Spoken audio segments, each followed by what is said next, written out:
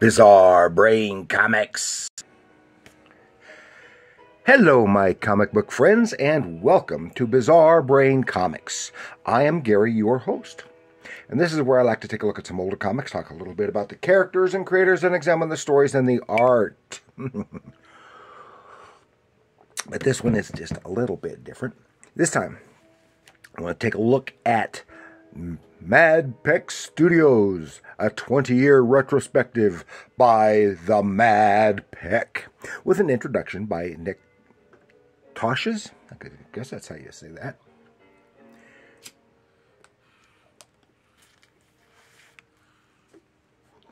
This is a book from 1987 from Doubleday Books.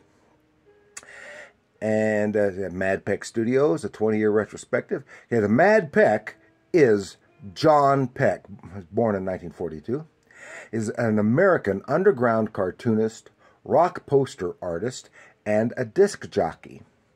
He's New York City born. He attended Brown University in 1960, also attended New York University and Rhode Island School of Design. And he graduated Brown in 1967. He silk-screened concert posters in Rhode Island in 1966 to 1971 for such acts as Jimi Hendrix, Janis Joplin, and Cream, among others. In 1969, he did comics for Underground Papers. That's comics with an X. For Underground Papers like the East Village Other and Chicago Speed. His comics consisted mostly of art clipped from old ads and comics and other stuff. He sold mini comics and other things, catalogs for other things, and his strip Burn of the Week was syndicated by the Underground Press Syndicated. He illustrated Les Daniels' book Comix, which I've got at least one, I think 2 copies of. And again, that's Comics with an X, which was a history of comic books in America, which was one of the first academic histories of the comics medium. And I've got that. He had a regular comic recurring in Cream magazine. Now, the band Cream is spelled C-R-E-A-M. Now, the magazine is spelled C-R-E-E-M. And he is publicity shy and doesn't like being photographed. He has also worked as a radio DJ under the name of Mr. Oldies and is based out of Providence, Rhode Island. Now, he was a music critic, a rock critic, and a cartoonist. And you can see here now this he has several characters, and his music reviews and the like were done in comic strip form. You'll see them, comic strip form, featuring comic characters. Now he is an artist in his own right and a designer, and you can see he has a pretty decent sense of design in his work. But he culled most of his figures either from clip art or from comics and magazines and ads and stuff like that. Some of which he may have cut directly from the original source, and others that he swiped. Just as like here on the cover, features his best known character, the Masked Marvel, and his Masked Marvel is a ripoff. And I'm not saying that's a bad thing necessarily. I'm just saying that's the source of his Masked Marvel was Harvey's the Black Cat, and he would. He redrew several of a lot of the figures directly from the comics, and then just as I have done here, they would be slightly altered, and he would redraw those figures. And just as I have done here, I have copied his copy, and mine is slightly different from his, just as his is slightly different from the source material. And but then he would quite often reuse, clip, save, and paste up the same figures over and over and over again. So he would like have to draw it once, and then he could reuse that same image several times. And then other times he would have to draw something original, which was usually a swipe from the comic or something. That or other sources. There's some in here that I think were actually drawn by someone else, but he wrote and produced them. Because they have some of them here, which to give credit for other people along with him. But he did a host of things, and I guess he still is. But I don't know what I imagine he's still doing the stuff, unless he's just completely retired, because he'd be in his 80s. He is in his 80s. Okay, I'm gonna have a look here. If I can get the book open. If I can get the book open. There we go. Oh, and you can see on the back cover, these are some of, I said, are these people for real? And these are some of his characters. The Masked Marvel, Dr. Oldie, what's his name? Frogman Jack. And then this has three of his other characters, Robot A-Hull, I.C. Lots, and Tanya Hartz. And all these characters are in here. See, and so what's kind of funny is because this is a 20-year retrospective, but it's been this is from '87, so that's 37 years. Yeah, about 37 years since this book was published. So there's no telling what else he has done since then. As the forward by the... So, and there you get to see. Now, one of the neat things here... Whoops. I hit the camera. He did ads and all kinds of little things.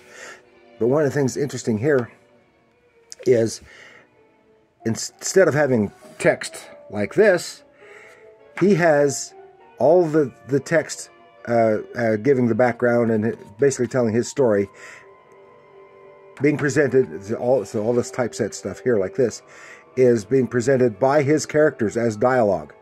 He even has his characters talking back and forth with each other in here, telling the story. Instead of it being him, it's them, as if they were real people. And then you can see a lot of stuff. These here you really see that they clipped from other sources. And see, and this ads here, all this stuff here, taken directly from other ads and put in his own and various other sources. Then he would copy stuff. Like here's something that's Tiger Girl there. Black Widow Comics said the Unthinkables in Who Are the Brain Police. Supposed to be like Charlie Chan, but see here are images that he has drawn, but they're swiped from other sources. Wonder Warthog even, and Elliot Ness from the Untouchables, and Plastic Man, and these are his images that he has swiped. He does that all over. Ooh, this is an interesting one for a band, and it's, geez, but geez Louise, that style, that was a common type style being used on posters and stuff back in the 60s, but it is hard to read. This is easier, a little easier. And then some of the other things has more in the comics and stuff. And here of course is the Masked Marvel telling the stuff, and the same images are used over and over. He has a whole bunch of them, but a bunch of them. Another thing he did, Flying Femmes, in which he would it was just basically had little gags and stuff used in as the airplane art. So you clip the art or cut out the images and cut out other images or copy other images from other sources and put them on the airplane. And that was for see, and then this is what's this, fake ads from National Lampoon. Here he is copying Archie, his direct swipes from Archie. And it's not necessarily a bad thing because he does it overtly, and so overtly and repeatedly, and it has become. Here's Comix, the book by Liz Daniels that he worked for, illustrated, and this is a part and parcel of his art style. Flash burn funnies. This is some bit more of the underground stuff, gags, but you can clearly tell that. But he has a strong sense of design, which you can see with the way the titles are presented and everything, and even the layout. And various hits and stuff about history, musical hit records and stuff. Here's just got a hodgepodge of comic characters in that, and I don't think those were copied. I think those were. It's even got the Snoid from Crumb. I think those were primarily clipped right out from the sources and pasted up. But it has some really nice stuff, and it's fun and funny. The flash burn funnies, and these were just a whole variety of things. A lot of flash burn funnies. Here we go, some of the other stuff. T-shirt designs and ads for T-shirts. Back in the saddle again. See, again, his character's telling the stuff.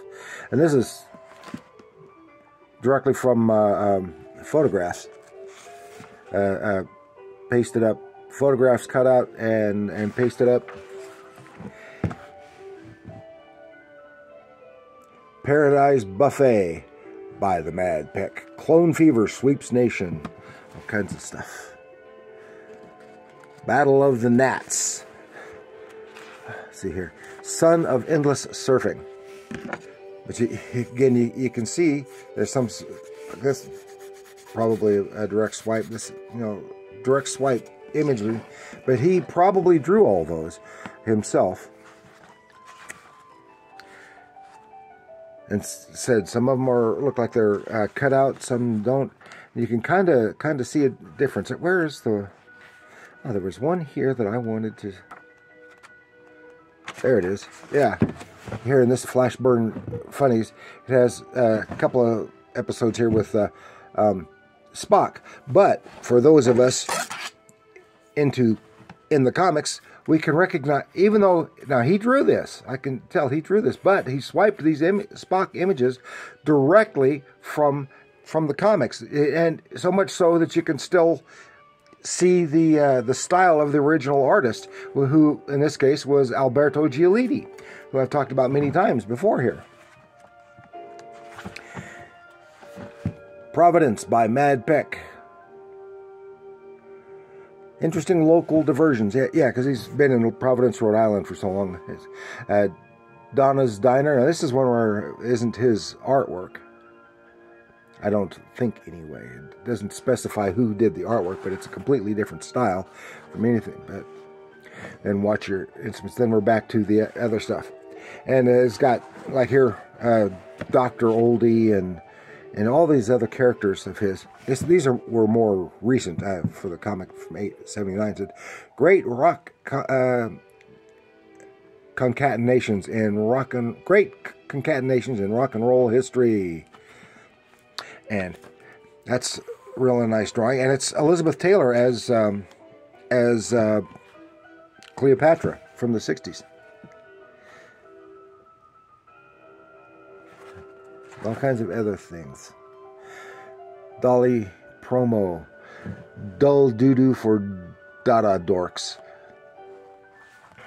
See, and that is his style. And there are some others who have followed suit with that, who doing similar kind of things, as far as artistically speaking, even though the context is different. There's a cute little monkey, chimp. The Wizard of Ozzy. See, it's all some fun. It's a nice bit of history, a rework of the Charles Atlas ad. It's the insult that turned chump into a champ. Even some sideways things. Let's see. Yeah. Same old, same old. More of the same. It's a fun book to read, and it is interesting because if you read everything, you get a nice overview of some of the history of rock and roll, because it's what a lot of the stuff involves. And some of it are just gags, and probably very based on their own, in its own time. So that's all I've got for you this time. Just a fun little look at one of the alternate versions of some comics. So thank you for joining me. Please like, share, and subscribe. Do leave a comment. Are you familiar with the Mad Peck Studios, Mad Peck's work? Have you seen some of the stuff before? And what do you think of it? What do you think of his style of swipes? Let me know in the comments below. And remember, comics are art.